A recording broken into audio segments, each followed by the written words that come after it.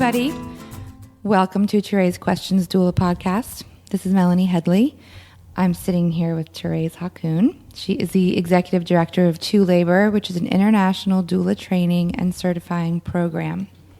Hey. Hey, how are you doing? I'm good. You look really nice in your black shirt. It kind of reminds me like you're in a black, that simple black dress, because I can't see your legs right now. Yeah, let's pretend I'm wearing a black dress. Yeah, sounds good. You do, and the necklace is really nice. And thank you. You look tan. And you look tan, too, I was going to say. Yeah, and that's just from being outdoors, walking every day and not having a car and walking everywhere. That's good. Yeah, it is good. Yeah, it is good. Especially with this weather. This weather is gorgeous right now. Oh, my goodness. If it will last. It's like California weather. Yep, it is. Richmond. Less humidity. Amazing. So I'm glad to see you, Melanie. Me too. It's always fun. It's also fun just to sit here and kind of just think out loud with you to talk about what we're going to talk about. Yeah. Actually, when we are recording. And the nice thing is that you all don't know this, but we come up with an idea and then we don't share what or how we feel about it. Right. I mean, I guess we both pretty much know. Yeah, but that's the point of it, and what Sarah and I did as well. It's we don't always agree on what we're going to say, and nor do I have any idea what you're going to say. Right. And I know you're not afraid to put me in my place if I don't agree. And let's see, will you put me in my place? We will see. I think that we have yet to get to that phase in our relationship. All right, Thérèse, do we have some workshops coming up? Yeah, I've mentioned this, that fall is really busy. And we are seeing a real increase in enrollment right now. It's everybody getting back into coming out of summer mode, whatever that means to people. So please spend some time on our calendar at tolabor.com.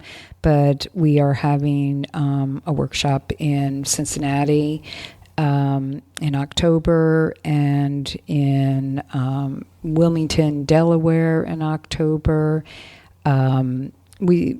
Portland, Oregon, San Diego. Ooh, yeah, Portland would be fun. Milwaukee, Wisconsin in November, and Chicago in November, and Beaufort County in December. And just to put it out there also, we have already started working on our calendar for 2016, and it's starting to fill up. So if anyone is interested in potentially bringing a workshop to your community that you don't see on the calendar right now, please contact our workshop coordinator, who is Nicole, at tolaborworkshops@gmail.com. She can get information to you about what that entails and do an interview, but perhaps we could come to your community and create a community for you as well. So I hear you had a great one last weekend. Yeah, we were in Tulsa, Oklahoma, and I was totally honest. I had never been to Tulsa, Oklahoma to teach, and it was like all these wonderful groups of women, just a wonderful group that are just powerful. But every time I leave a workshop, I'm just blown away by the energy that is going out there. So, yeah, that was wonderful.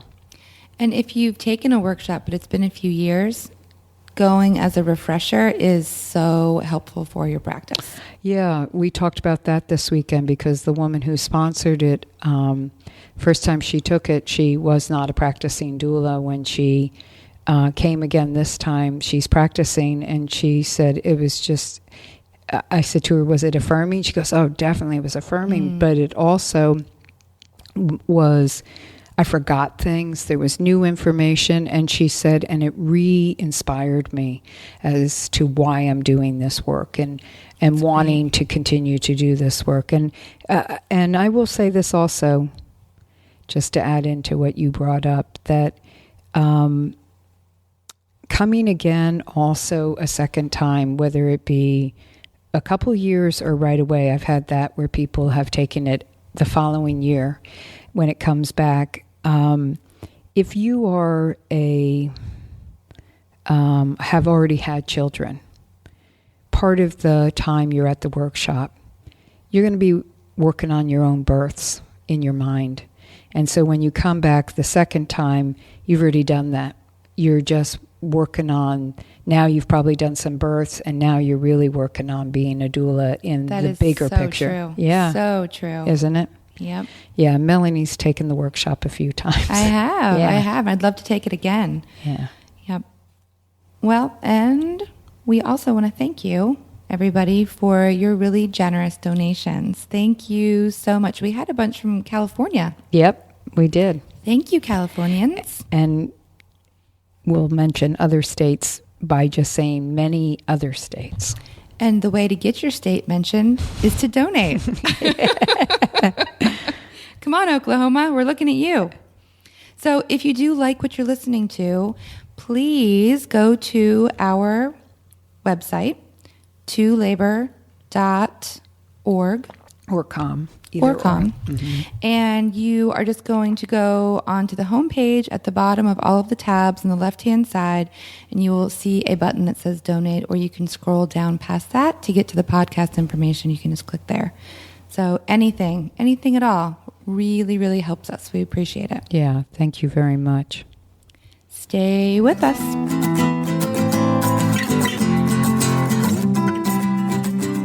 We're back with ToRAISE Questions Doula podcast. Today we're going to be talking about a couple different things fit into one category, answering some questions from our listeners. This is how to negotiate your personal life with the professional life of being a doula. I think navigate and negotiate can work there. I was just going to say either or both is a good thing. So what we got were a couple different people asking similar related questions, and we kind of are combining it. And, one of the things that I am asked a lot at workshops and we discuss as well. Or, you know what, originally I just brought this topic up, so this one woman wrote, I have this maybe irrational idea that people want to hire a doula who has gone through labor herself. What do you think about this? Am I right in assuming that? And I mean, this is, when I first started teaching workshops, which is 18 years ago or so, we always had a person or two, maybe three. We'd have people who had not had children yet in the workshop, but overwhelmingly it was people filled with people who had children, and it was their kids. Their pregnancy experience is what informed them about this role and the importance of being a doula. And so either they had awesome birth experiences and they wanted to help other people understand that, or they had terrible birth experiences and they wanted to help people maybe avoid that. And the people who came who hadn't had children were coming for many different reasons. They would express why they were there. And it always kind of blew me away that those women came, because I think I thought this was important before I had kids. But until I had my own kid, especially my first one, I didn't really grasp how important birth is to the future of me as a parent, people as parents, and for that child. I mean, I made choices that I believed were the healthiest and safest. But that, so I would think, how did you know? And I would say it. That's when I would bring it up at workshops, just because I knew, I felt that these people were feeling potentially, and I didn't want them to, inadequate in their ability to provide services to pregnant women. And so even if they felt confident, I wanted them to be that reinforced in them. So I would always say, how did you know this was so important? I'm always so impressed. I know, like, how did you know? Well, as I said, 18 years have gone by, and, I did it's over 4,000 people that I've taught through those years. And what I'm seeing, and especially the last 5 years, but most especially just in the last couple of years, the workshops are growing. And it also is dependent on where we're teaching and what it is regional, which is interesting. But we're seeing more and more people come to the workshop who never have given birth. And I think where they're coming from is what I strongly want us to know and believe is that this is a social justice issue. Yeah. That they're coming because somewhere, probably on Facebook, somewhere in scrolling through, somebody who they know had a child and is talking about this or has posted an article. Many have been women's studies students, and they see this as a real feminist issue, and they come because they want to empower and support those anybody in this role. They've been impacted somehow by a birth story. Yes, exactly. Yeah. And so I see it growing and growing. I know many right here in our own community, doulas who do not have children. And they're busy. They're great doulas, I'm sure, in their own right. So in answering this question, I don't think it's an irrational idea for you to consider this. I just don't. I think it's really normal, a rational, actually, question to ask. Would people want to hire you? And I can give the answer that comes most easy to me, which is yes, no, maybe so. I mean, yes, there are people who definitely are not going to hire somebody who hasn't had the experience of childbirth. They want that in that person's background. They feel like that's how they'll relate to their doula better, that the doula understands the pain of labor, the experience of labor and parenting.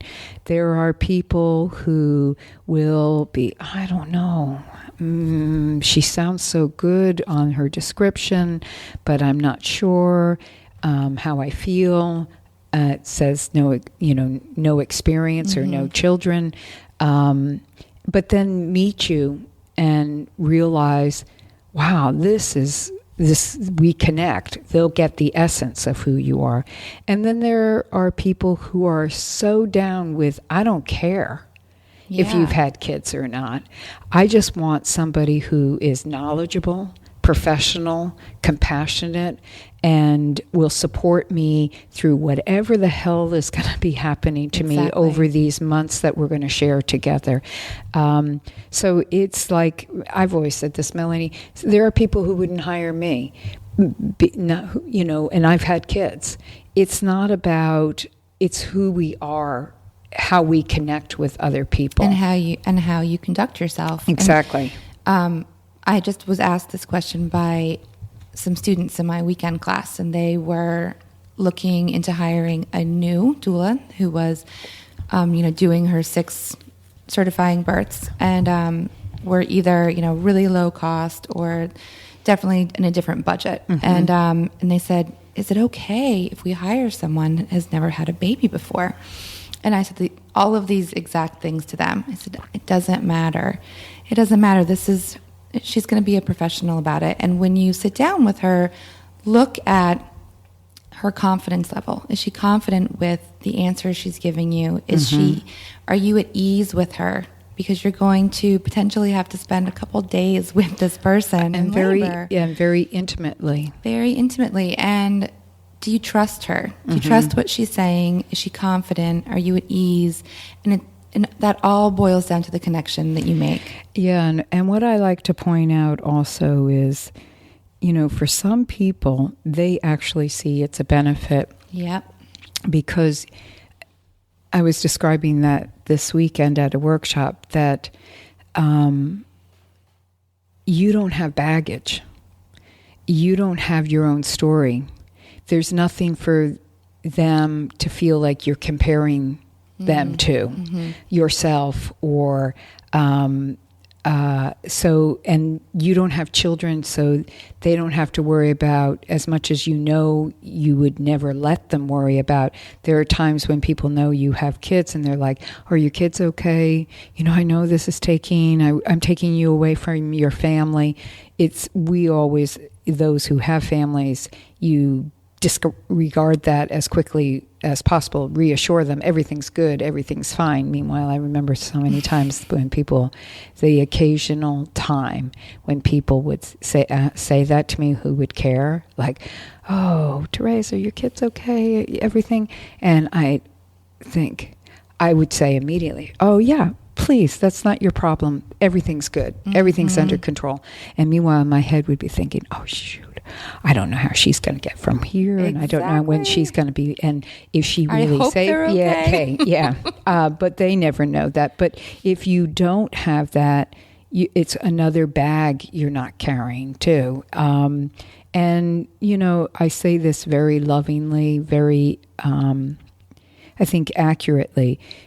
A person who is pregnant and who is laboring and who is birthing is very selfish. They have to be. It's all about them. So they want to know your focus is going to be on them.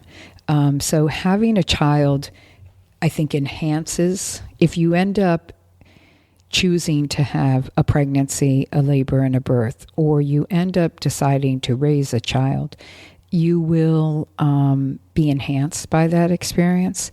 It will inform you to what it is that you've been walking the pathway with all these other people. Which I'm sure would impact your doula practice. Right.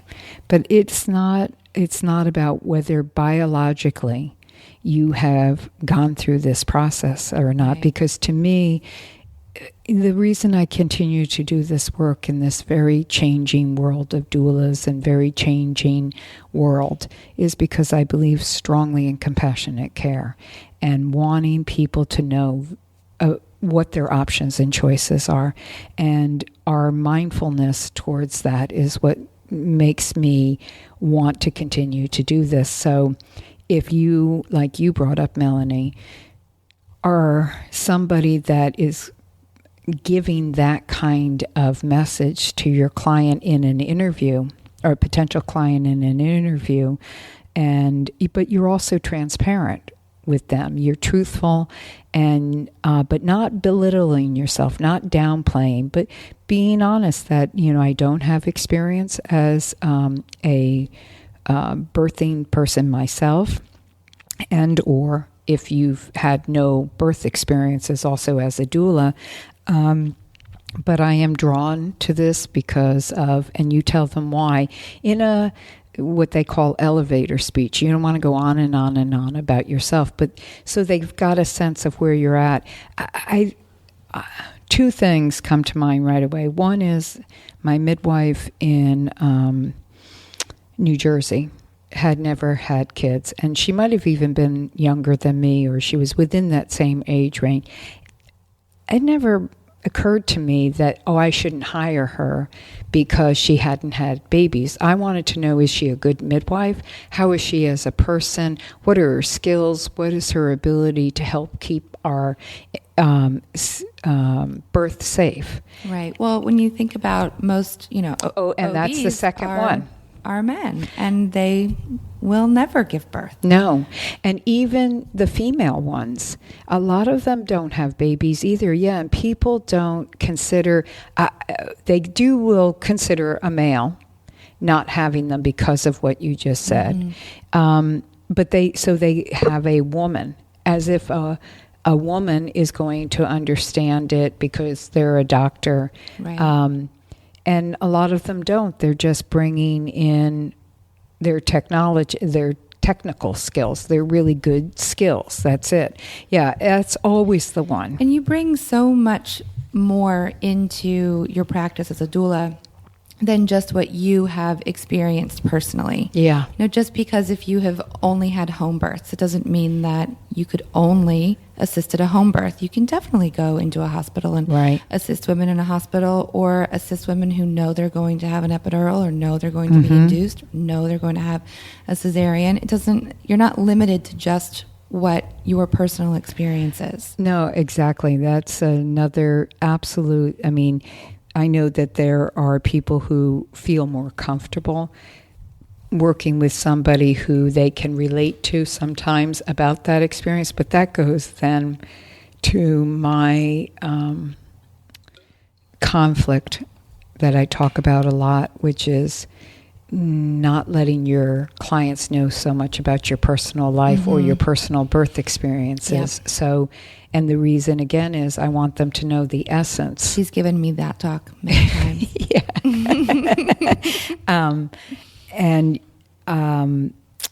I think that, to the listener and to all the listeners, I think that there again will be people who will choose not to have you. But don't be so sure that it was related to the fact that you didn't have kids.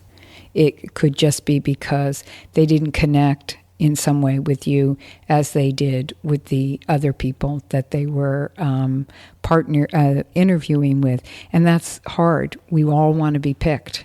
But that doesn't mean we're meant for every person. The way I was brought into this was that everyone who is meant to come to me will, and those who won't, don't. Right. That's it. And so it makes room for the person that needs your time and energy.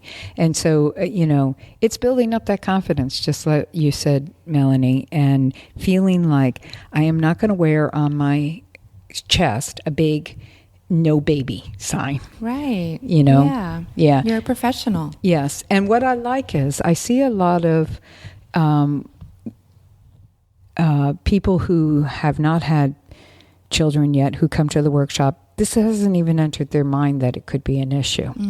And I like that they just feel like, no, this is what I want to do this. I'm drawn to this.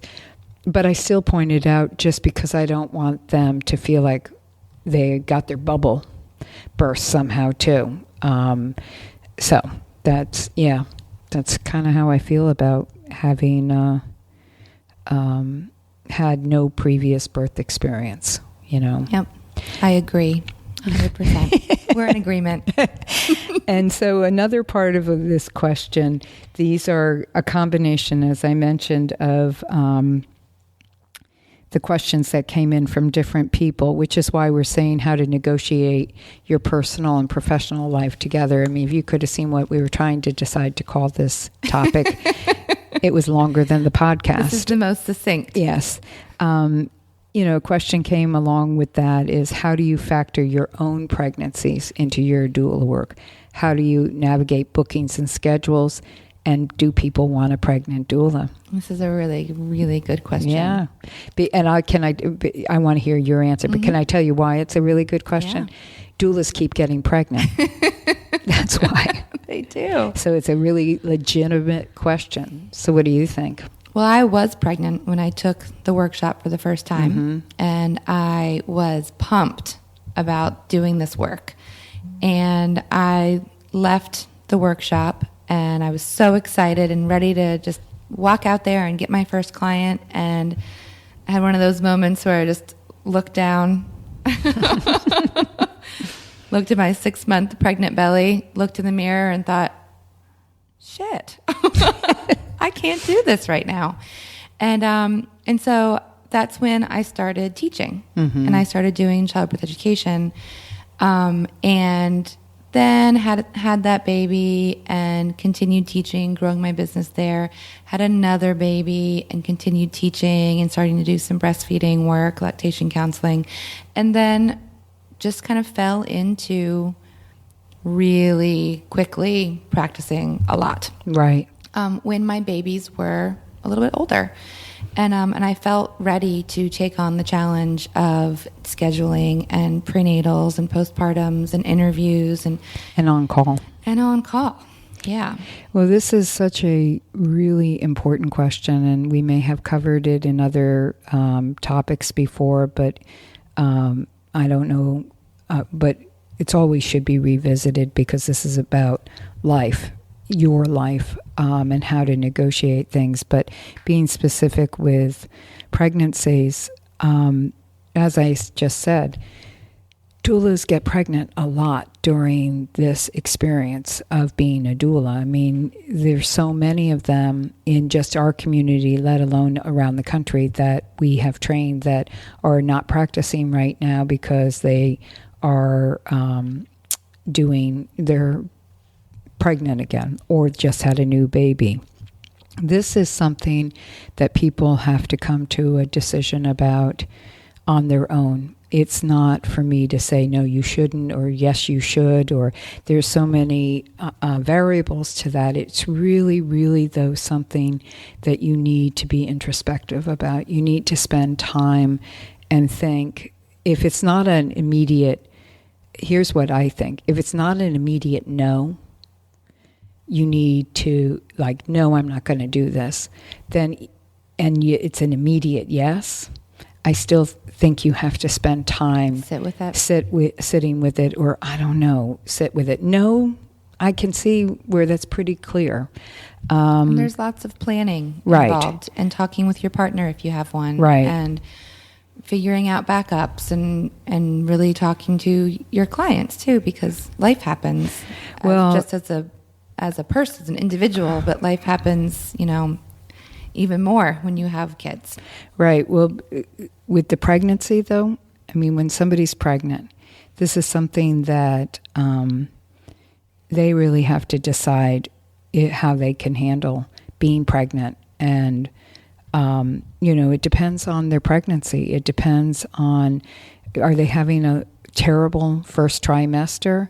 They're having a good trimester. Mm-hmm. But what if and so this is something just to put in here.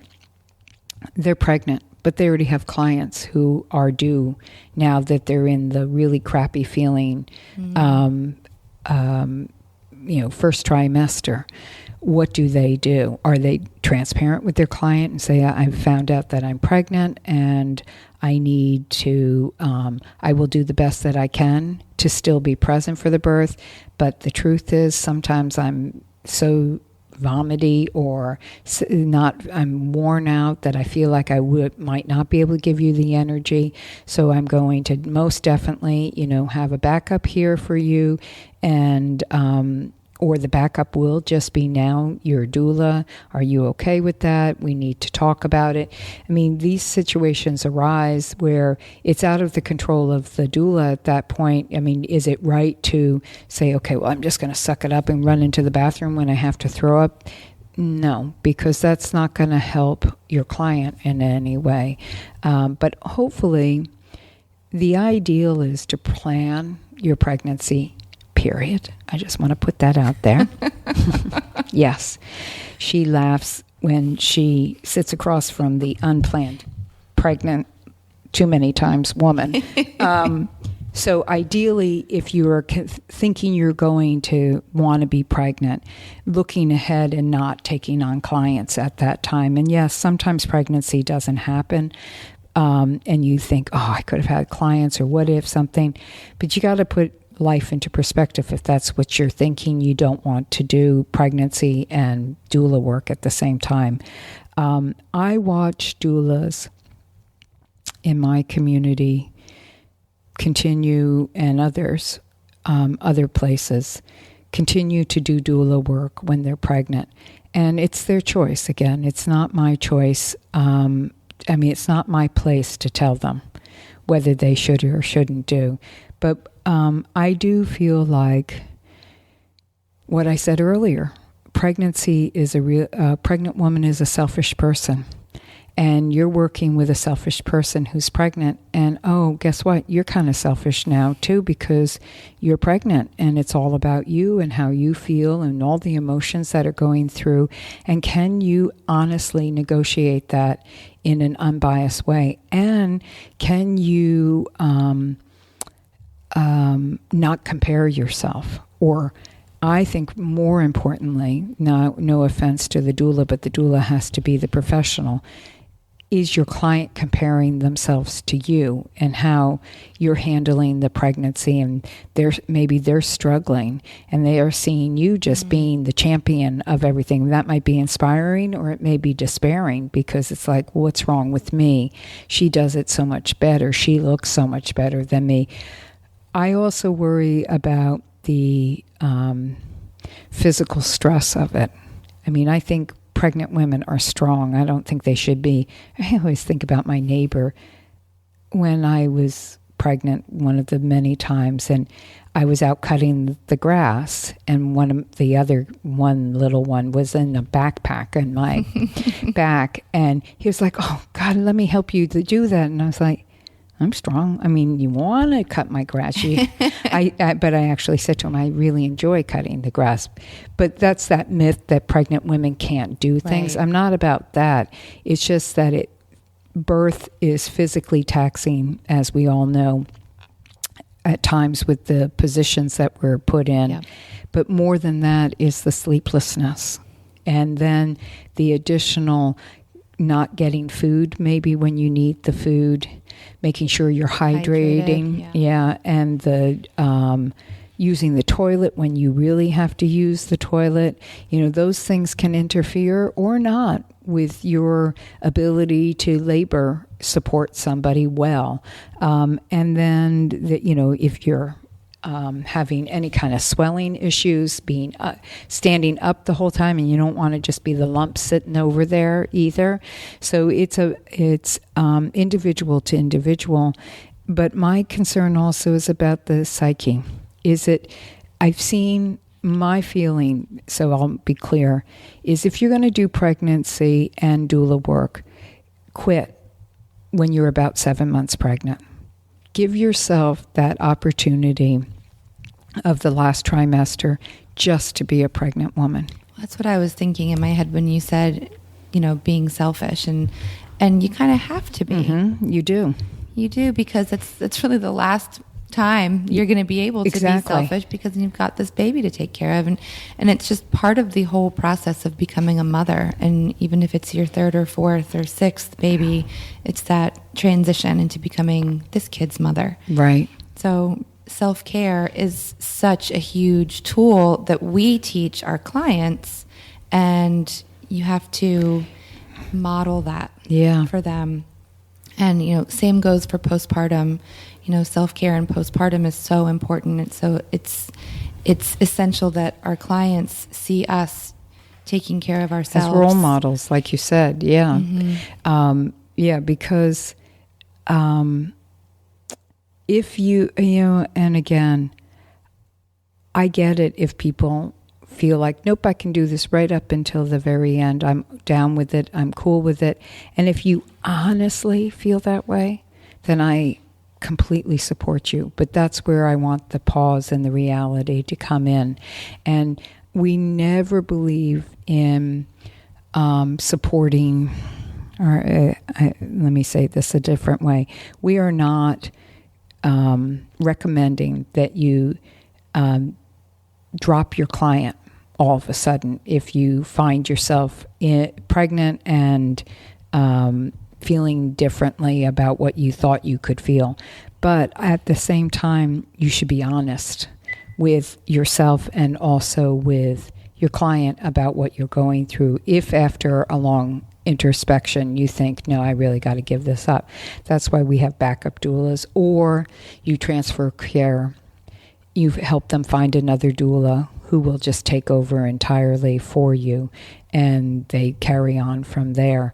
But it's a legitimate question, and I think until that person, that doula, is pregnant, a lot of people never even consider it. So I appreciate this person's question because they're not pregnant. They haven't been pregnant. And how do, they're already thinking, well, how's that going to work? They're planning. Yeah, they're planning. Mm-hmm. They're thinking, how will it work in my life if I'm going to have a baby? And then, the second part, third, 16th part of this, which is something, again, is not for me to say, I think this is the way it should be, or this isn't the way it should be. But it is, the consideration is to, when do you go back to being a doula after you've given birth? And to me, that is, pregnancy is one thing that even I could feel like if somebody was pregnant and still doing births right up to the last moment, okay, I get it. But when you've just given birth and you have a new baby, and I mean new, like 1 month old, 2 months old, 3 months old, 4 months, those first 6 months, and I know people who do this, so I'm not trying to be unkind about it, but if you are leaving your baby to go help somebody else, and more than likely you're breastfeeding, so you're having to, your breasts are filling up as you're at this labor, and you thinking about your baby at home, and you know that either that baby's going to have to be brought to you to nurse really quickly, and you'll have to step out of the room, or you're going to have to pump and step out of the room to be able to pump for that period of time. I just want you to question, is this the right time to be going to births at, or am I just stuck in what I'm passionate about, and I can't see the forest for the trees, in other words? Well, there are a couple of things there for me. One is, again, the modeling for your client, that self-care and postpartum is really the first year after you give birth. I agree. I tell my clients, I'm sure Thérèse told me this when I had my own babies, but it really takes 100 days to start to really feel emotionally normal again. And yep. Or longer, obviously. But honestly, it is those first 100 days. Just begin. Just to begin to feel like you can catch your breath a little bit. And then do you have the capacity to give to other women? Right. If you're not giving to yourself. But I also understand the financial piece of this too. So if this is this is obviously a business for you, and are you able to afford taking this much time off? Right. In the ideal world, a woman who is working and then giving birth has maternity leave and all of that. And what world is that? know, we don't right? have it here in this. Not here, but not at all. Especially when you own your own business. And so I know that that could be really, really hard. I can't imagine myself getting pregnant right now and being able to take off all the time I need to bond with my baby and be a mom. And so I hear that. But is there something else that maybe you could do that would not be so taxing physically and emotionally, but still put you in the world of birth? Yeah, because I think, Melanie, that is such a... both things that you brought up. First, the modeling, again, is so important. I say this at workshop. If you're showing up in other people's lives and you're not showing up in your own, then you're kind of a hypocrite, because you are supposed to be representing the whole. I mean, that's what we are, and how to take care of yourself and how to just really come into those moments. But you're also very right on about, if this is a financial part of your life that you're dependent on, how is that going to work? I mean, because men who have children have to go back to work after their babies are born, and that, and they have to pump, and they have to, and it's really hard. The big difference we're talking about is the unpredictability of this. There is no, now we got childcare in the middle of the night. We've got pumping in the middle of the night. I mean, some jobs are nighttime jobs that people have to go back to. Some are daytime. There's variables with this. And then it's deciding, like you said, this is one of the reasons I've always thought doula work is just ideal for so many. It sounds ironic for many stay-at-home parents because it allows you to be creative in other ways of creating an income. So say the doula has given birth to a baby and just really cannot take on clients. And we really want to stress, and I think Melanie was saying it and just didn't say it like I'm going to right now. You should not be going to a birth in those first 3 months after your baby is born. And please let me also clarify this. This is something to also, because it's in my mind. Oh, I always feel like I have to preface this. I hope you all already understand this. I'm not the leader of the world yet. But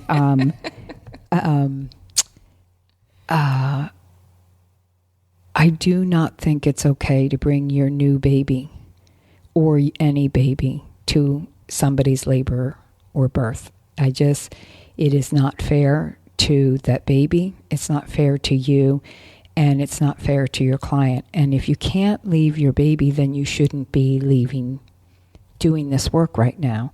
And I've had this discussion, and somebody said to me, well, I asked the client if they minded, and they said no. And I said, you put them on the spot.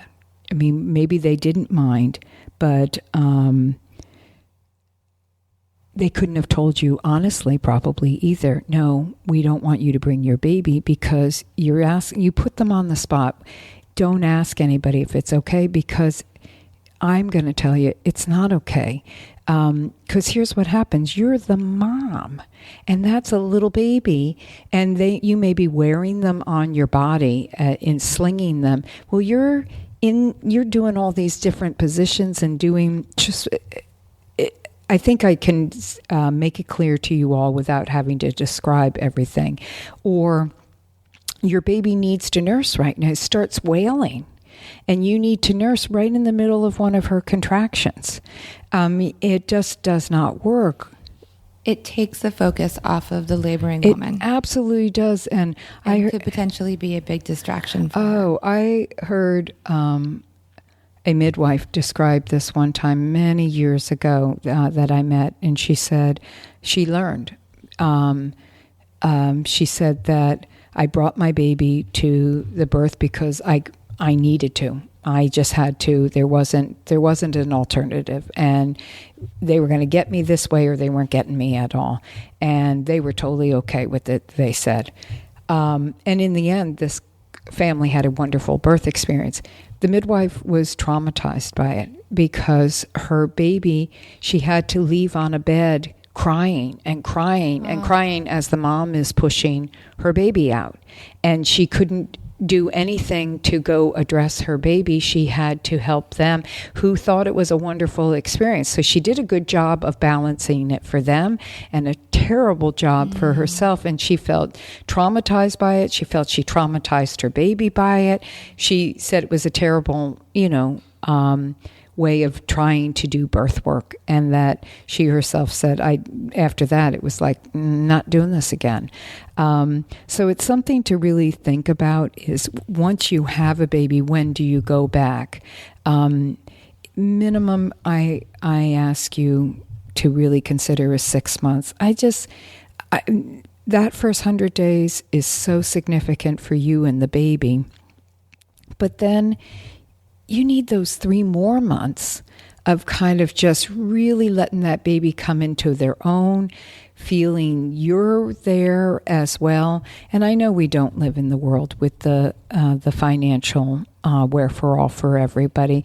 But again, it goes back to creativity, or do one birth in that period of time, and make sure you have good backup. And what are you going to do? Make sure it's a multip. Yeah, that's right. Not a primogravidus. That's right. And make sure this is where you do have to, again, do not ask them if you can have your baby brought to you to nurse. I'm sorry. I want that. That's only under very rare, like they're sleeping. You could, and your partner could bring the baby or they're resting. It's a good lull period of time, and your partner can run the baby over to you for a moment, and you do it as quietly outside of the room as possible. I get that, but otherwise you're going to have to be transparent about the fact that you are going to have to pump every once in a while, but it has to be when it's okay for them, not because your breasts are filling up, unless that it's a good time for them. So it is a conflict. When I started attending births regularly when Ocean, my youngest one, was 1 year old. And even, and she was still sleeping in the bed with me and nursing all night long.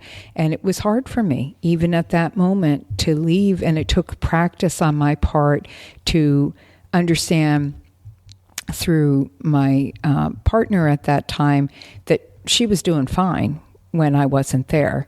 If it was the middle of the night and she'd wake up to nurse, he would just grab her and put her next to him. In that side of the bed, and she would just go back to sleep. And during the day, she was just with whomever she was with and doing fine. And that was hard for me, but it would seem more, she could eat food by that point, and she could survive without me being there. And that's what I think about with the 6 months. I think most people should not be giving their babies solid foods until they're at least 6 months. Right. So that if you're away from them for a while and they're not taking that bottle, or you didn't have enough breast milk stored, or whatever the case might be, then they can survive by eating something, at least. And then be creative. Find other work that supports birth work, like you did with childbirth education, or crafts now are so huge again. Everybody has an Etsy or something where they're selling something. Well, you have an idea too. I mean, you know how to do something or support somebody else. There are so many corners in birth work that you can use, that you can create a service out of. If it's acupressure, if it's that's right. You could take our acupressure workshop and become an acupressure doula. Definitely. And there is room for that job. There is room for holding blessing ways for clients. There's room for, there's photography. There are things that don't. The problem with photography, though, is you're going to have to be. You could do pregnancies, but you couldn't maternity do or newborn or it's not the labor, not the on call, right? Which also takes, requires a lot of work. Yes, it does. Yes, so that doesn't work. But definitely they could do But, other things and get creative. There are think about what you enjoyed during your pregnancy and, use it. Right. I always said I had a really good friend. So she never did it. And she thought it was a good idea, too. But she never did it. She made the best pies. Like, her pie crust was the one that you just ate the pie crust. I mean, her fillings were awesome, but I just wanted to eat the crust. It was just so wonderful. And her kids were grown, and I said to her, and she was thinking about what she wanted to do, and she really was good with new mamas and babies. And I said, well, you could start a business, postpartum pies. Ah, so good. Yeah, and come to people's houses with your postpartum pie and help take care of them. I'm gonna too. Do it. That's it. I should tell her again. She's now a grandmother. That's a great idea. Yeah. So, I mean, or if you're a cook, bringing them food, setting up a business where you're doing some cooking and postpartum meals for people. I mean, what a great opportunity. And, because I'm on these lists for people want meals, and totally support that. Used to be the person who organized all that kind of stuff. Well, I just don't cook in the way that I used to. I don't have time for other people. And so I'm more inclined, this I'll find a good healthy option to get for them at a restaurant or somewhere and get that food to them. Nice if I had a woman in who did postpartum meals, and I knew I could, say to people, if you don't have time, here, this is where. So there's other ways to do. There are other ways to support the birthing community, right? Than just to attend births for that period of time. Right, which goes to, and we're, kind of melding this all together and pulling all the strings in with somebody else who wrote about, she was feeling she's in her birthing era right now, and she's becoming who she always wanted to be, a mother. That's what she wanted to be, a mother, and she's there. And she's got 2 little kids.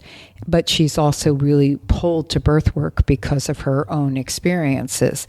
But she's really concerned because she's not sure that she could do both. And she'd actually like to have more children. So this is, I hope she's listening to what we just discussed. Issues, right. Yeah. And she said, I'm not sure I can be a great doula and a not as great mother, or a great mother and not as great doula. And her obvious choice is to be a great mother, but I'm wondering if there's something almost in between for me. And we've kind of just been talking about that.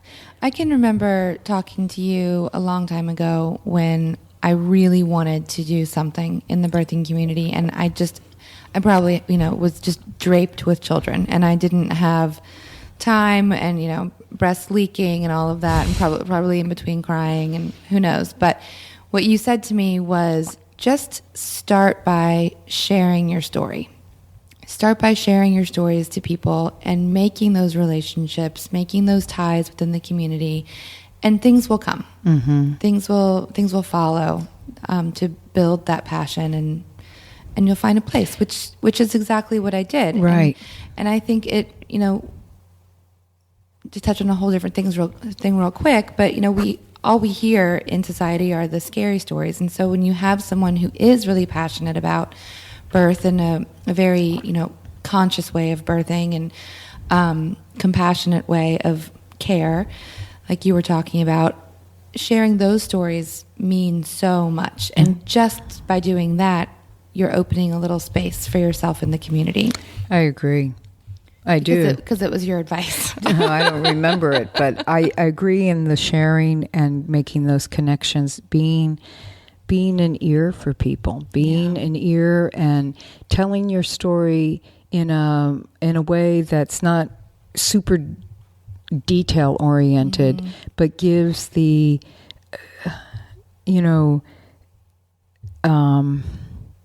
helps people connect to you as a human. That, it was hard. This is hard. Those kinds of things are hard. And in a non-judgmental and in a non-agenda setting way. Right. Yeah. And I think that also somebody like this woman asking us the question about the almost in between. Another thought is, are there organizations in your community that are working with pregnant women? Resource centers or WIC or does your church have a program? Does your what could you do? Is there legislative work that's going on? Is there? Could you sponsor a labor? That's so interesting you say that. There was a woman who regularly sponsored a workshop in New Hampshire, and she said to me, the reason I do this every year is I can't do birth work at this time in my life. She was a single mom with a bunch of children, and she said, but this is my way of doing birth work. And I thought, what a wonderful gift, because I always say, I don't always say this. What I know is that some people, it doesn't really matter if you ever go to a birth or not. You will always do birth work if it's in your heart, especially if after taking a workshop. And people come to the workshop with intention of becoming doulas. And they do become doulas, but a lot of them never practice as doulas. But what they end up doing, which is what you were just talking about, Melanie, they now know the information. They get it. They know what options and choices are. They have a story, or stories to tell from the experiences of the 3 days. And they're just out there as a spokesperson. Right. And they are impacting hugely other people. You bet. To maybe ask different questions around their own birth Exactly. experience, or take the training themselves. Yeah. Well, that's how I feel. I mean, I feel like the workshops I teach is, if I'm not attending birth regularly, I am launching people into this work. And so like last weekend when there were 16 people who left, I knew that 16 people had this information and how they would impact just one person, let alone 3 people. And that the person that they influenced and impacted would then have that effect on somebody else and somebody else. So that's where it happens. It's not that we all have to do everything. It's where can I put my strengths? And until I'm ready, because this woman is describing she's having a really hard, she's having a conflict. And I could say to her and will say, well, you can be a good mother and a good doula, because I do believe that you can. I do believe you can be a lousy mother and a good doula. And I think you could be not in the right place to be a doula and a mother. I mean, it's a balance and it's a conscientiousness. Exactly what I was just going to say. It's a huge balancing act. And if you are really thinking that this is the work that you want to do, take one birth. Yeah. Try it. Dip a toe in, see what it's like. Start slow. Right. You need a supportive partner. Partner of life, husband, wife, whatever. You need to be supported as well in your community by at least one or more other doulas who can support you through this new experience if possible, and be backup for you, at least one of those people. And I say, this person, both of these people, I don't know if they've taken a workshop before. So I think the beginning is taking a workshop. Absolutely. Because that will inform you as to what you want to do. And like I said, you're always going to do birth work, whether you actually attend a birth or not. You're doing that work. Some people during this period of time just really concentrate on postpartum doula work. And postpartum doula work is so important and such. We have so many, sounds funny, we have so many birth doulas. And I say it sounds funny only because for 4 million births a year, we have very few birth doulas. But in comparison, I meant to postpartum doulas out there. And that's something you can schedule so that there is the possibility of being really present for somebody after their birth. Excuse me.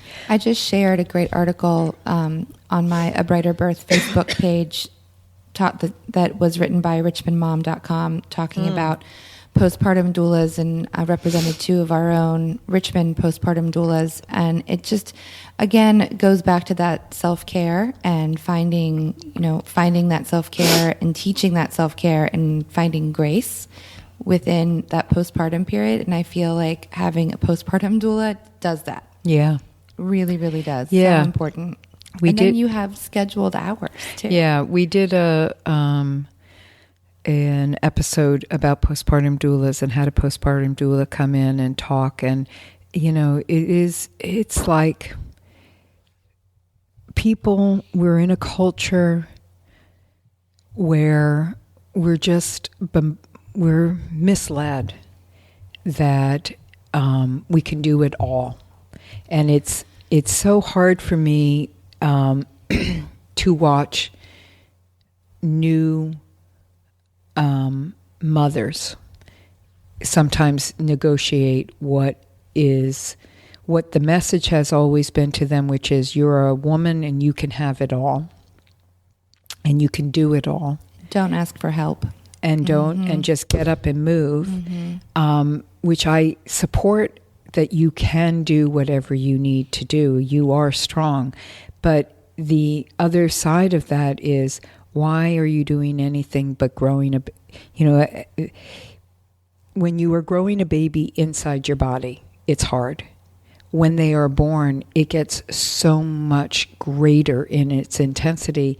You are now growing that baby outside your body. What job could be more important than that? And the financial thing is the topic we've already discussed. Yeah. So I really appreciate the conversation about this, though. Great questions. Yeah, and hard to negotiate, your life and what your passion is too.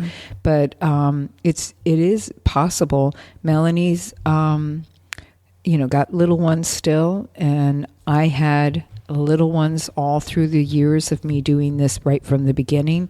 It's possible, and I have to say, because I think this is important to this woman who's not sure if she could be a great mother and a great doula.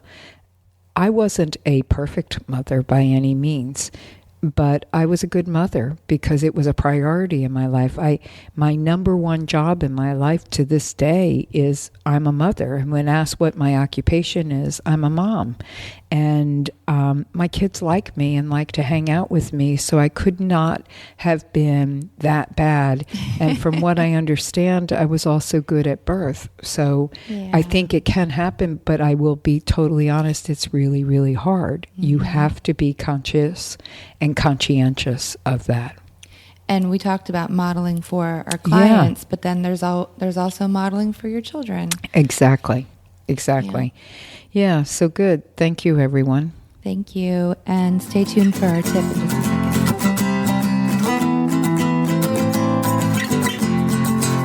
All right, we're back with our tip for the end of the episode.